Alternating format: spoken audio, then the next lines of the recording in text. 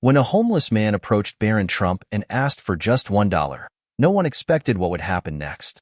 What began as a simple act of kindness sparked a national movement, reunited a broken family, and changed lives forever. The heart of the city was in despair. Cars honked, pedestrians moved along the streets, and the sound of conversation filled the air. At the intersection of Broad Street and 17th Avenue in Cleveland, Ohio, a man sat against the wall of an old convenience store. His clothes were worn, but barely enough to protect him from the winter wind that swept through the city. Beside him, a cardboard sign read, "Any help is welcome. God bless." His name was Leonard, though most people didn't care to know it. At 42, he had been living on the streets for nearly a year, a series of challenges that had taken him away from everything he loved. Every day was a struggle. Sometimes someone would throw a few coins his way, but most of the time, people hurried past, avoiding his gaze. Leonard adjusted his shirt and shivered. He watched his shoes of all kinds pass by him: sneakers, dress shoes, polished boots. Then, out of the corner of his eye, he noticed something different. A pair of shiny, spotless shoes stopped right in front of him. They weren't just expensive. They were the kind that only someone very young and privileged would wear. Leonard looked up. Curious, he saw a tall, composed teenager, his hands casually in the pockets of a smart coat. Leonard flinched, trying to get away from the sunlight. He recognized the face, but couldn't place it right away. The boy was standing on the corner, fiddling with his phone, oblivious to the attention he was attracting. People around him were whispering, some even taking discreet pictures. Leonard stepped back. He wasn't the type to approach anyone uninvited, but there was something about the boy's demeanor that intrigued him. He wasn't in a hurry like the others. There was an air of silent observation, a calm that seemed out of place in the chaos of the city. Gathering his courage, Leonard spoke. "Hey, young man," he called, forcing a smile. "Can I have $1?" The boy stopped fiddling with his phone, his hair bouncing slightly as if to confirm that he'd heard correctly. Slowly, he turned to Leonard, his expression inscrutable. For a moment, the world around them seemed to slow down. Leonard braced himself for rejection. He was used to it, but what happened next was anything but normal. "What do you need it for?" the boy asked, his voice calm but firm. The question took Leonard by surprise. It wasn't rude or dismissive, but there was a weight to it, as if the boy actually wanted to know. Leonard hesitated, not expecting a conversation. "Well," he began, clasping his hands together in a pleading gesture, "coffee would be nice. Maybe a sandwich, if I'm lucky." His voice trailed off. There was something unexpected about being asked, but there was no malice in the boy's tone. Just curiosity. The boy approached, his phone now forgotten in his pocket. Leonard could feel the stares of the others, the judgmental silence of people wondering why someone like that boy would waste their time with a man like him.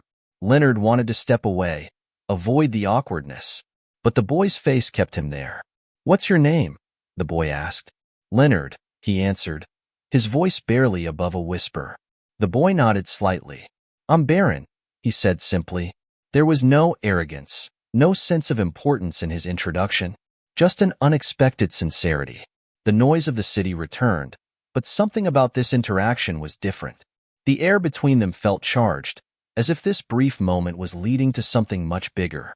Leonard shifted uncomfortably on the cold sidewalk, unsure of how to respond. Barron's presence was unlike anything he had ever encountered. Most people ignored him, looked away, or tossed him a few coins without saying a word.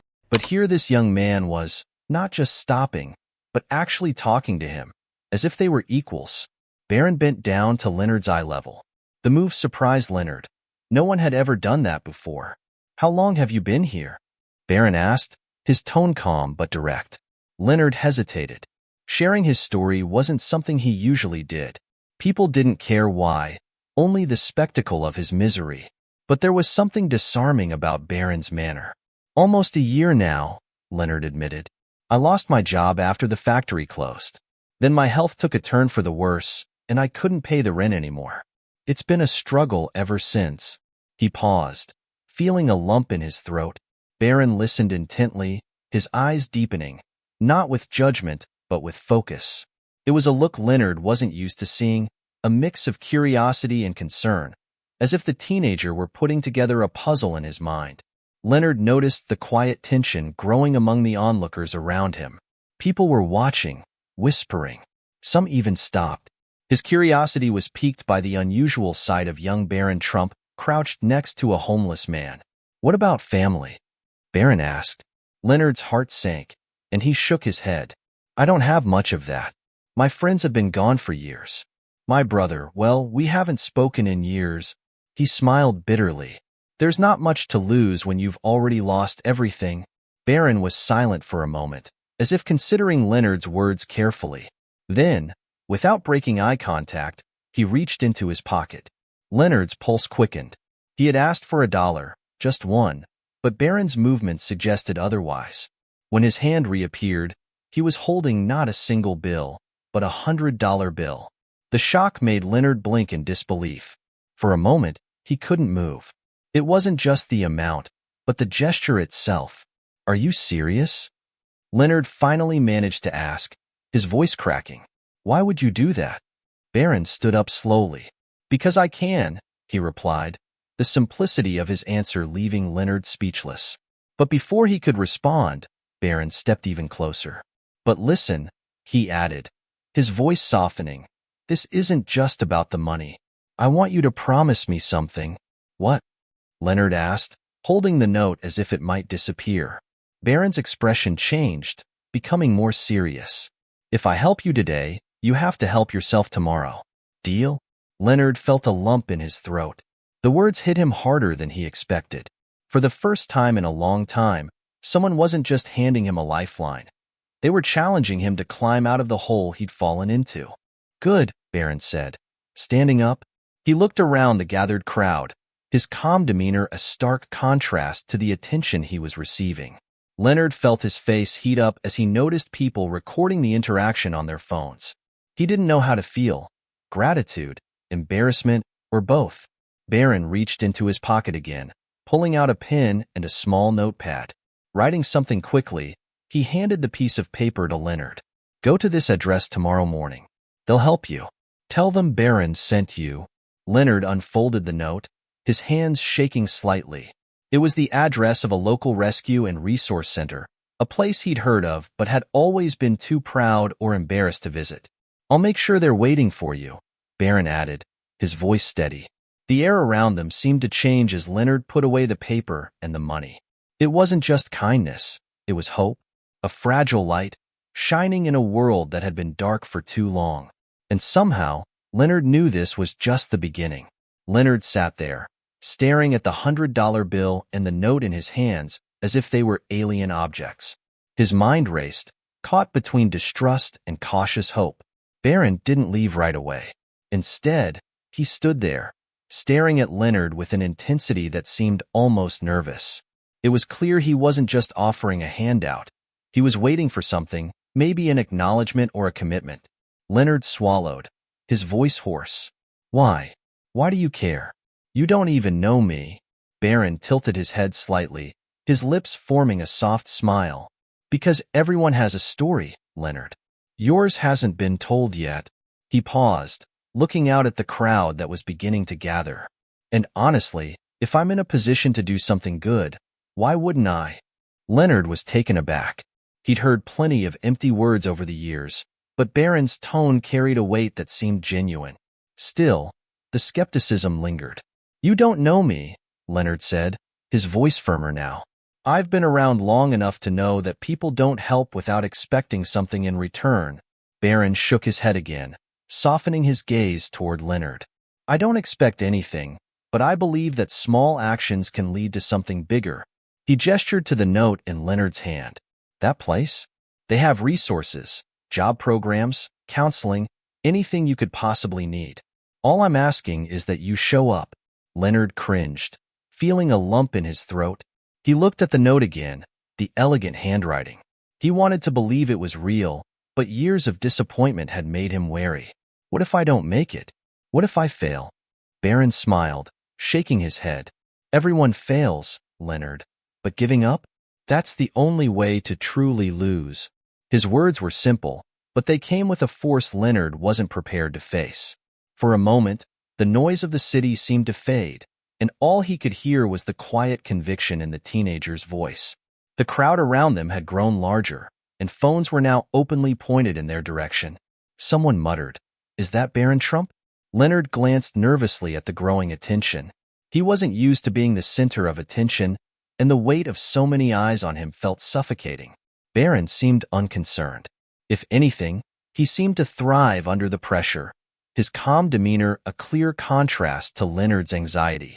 "Ignore them," Barron said softly, as if reading Leonard's mind. "This is about you and me now.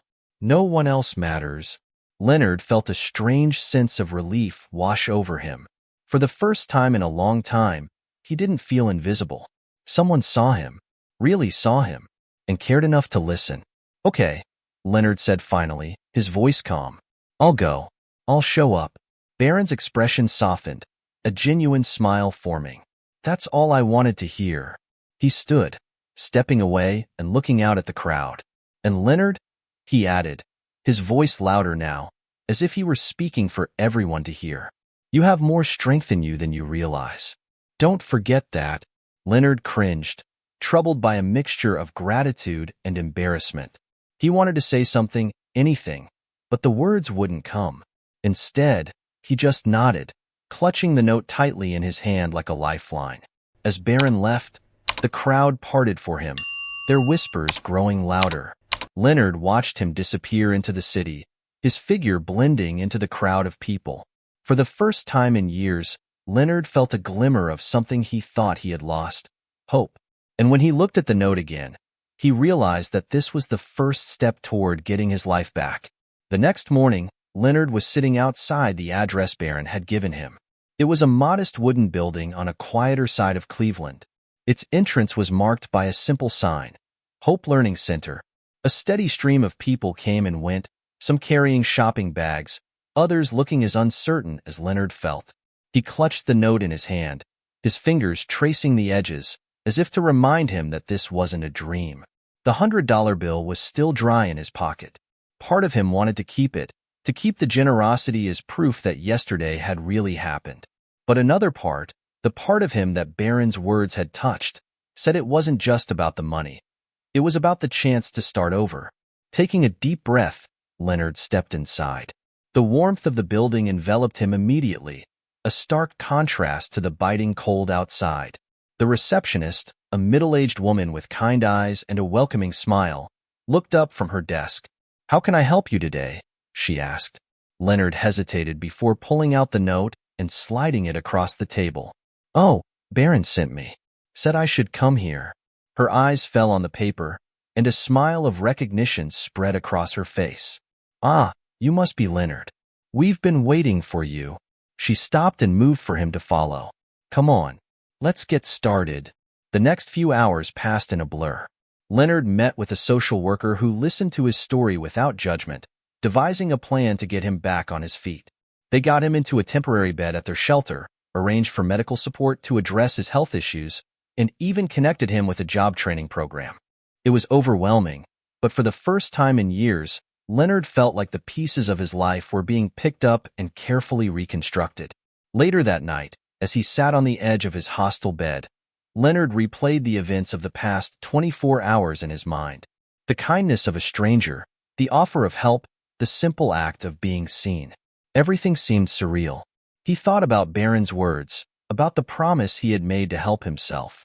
It wouldn't be easy, but for the first time, Leonard believed it was possible.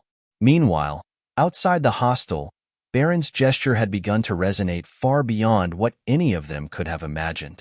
A video of their interaction, recorded by a bystander, had gone viral overnight.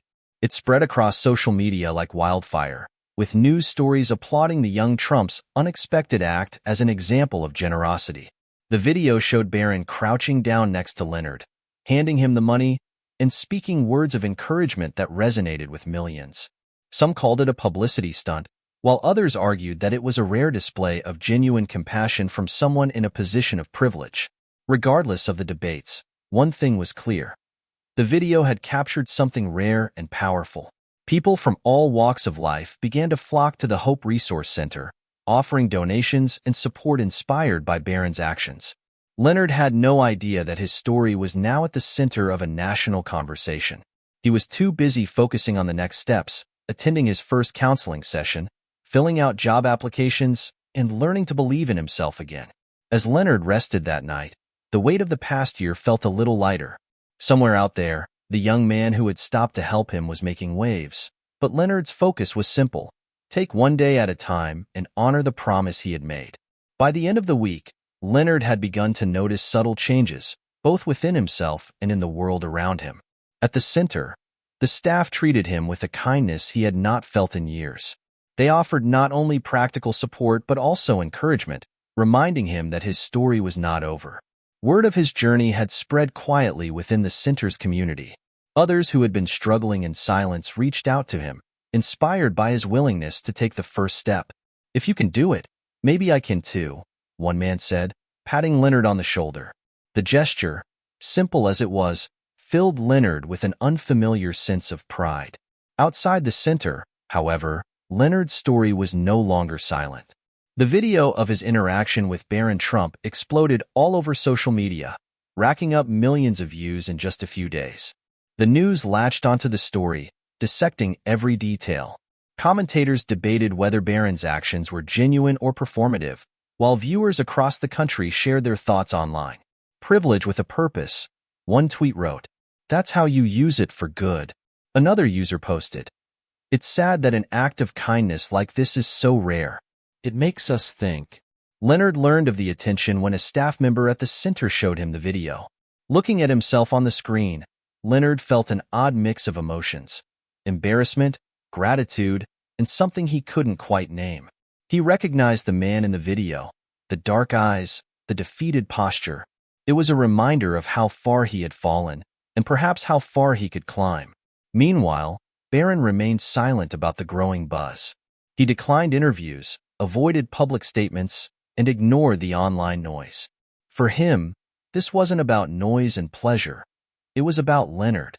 Behind the scenes, Barron quietly ensured that the center received substantial donations, enough to expand its programs and help even more people like Leonard. The video inspired a larger movement. People across the country began sharing their own acts of kindness, tagging them with hashtags like #KindnessChallenge and #PassItOn. Local organizations reported surges in donations and volunteers arriving in droves, inspired by the simplicity of Barron's gesture. For Leonard, the buzz's effect became more personal. One evening, while sitting in the center's common room, he was approached by a man who looked familiar. "Leonard?" the man asked hesitantly. Leonard flinched, trying to place the face. Then it clicked. "Paul?" he said, his voice shaking.